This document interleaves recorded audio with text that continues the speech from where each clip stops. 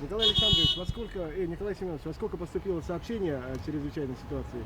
Как были организованы поиски, сколько сил и средств выдвинуло в зону ЧС и как был эвакуирован пострадавший и погибший? Вечером 31 октября в Центр управления кризисных ситуациях Главного управления МЧС России по Республике Саха-Якутия поступила информация о том, что в 220 километрах северо-западнее от населенного пункта Оленек, Оленекского района, в частном сверхмоторном самолете «Птенец-2» сработала система обнаружения воздушного судна «Спот». При выяснении обстоятельств выяснилось, что самолет выполнял рейс с целью мониторинга и подсчета оленей. На борту находились 2 человека.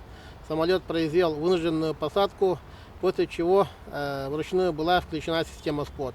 На борту самолета имелись средства первой необходимости, это теплая одежда для подачи сигналов ракетница. В связи с темным временем суток проведение поисково-спасательных работ было запланировано провести с 1 ноября.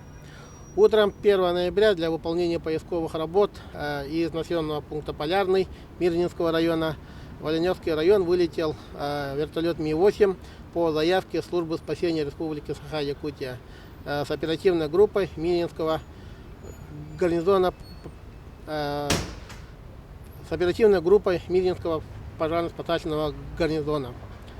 Днем 1 ноября данный самолет был обнаружен в Оленевском районе, 220 километрах от районного центра.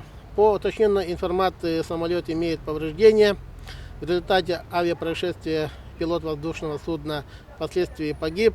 Пассажир получил травму, был доставлен в центральную районную больницу поселка Оленек.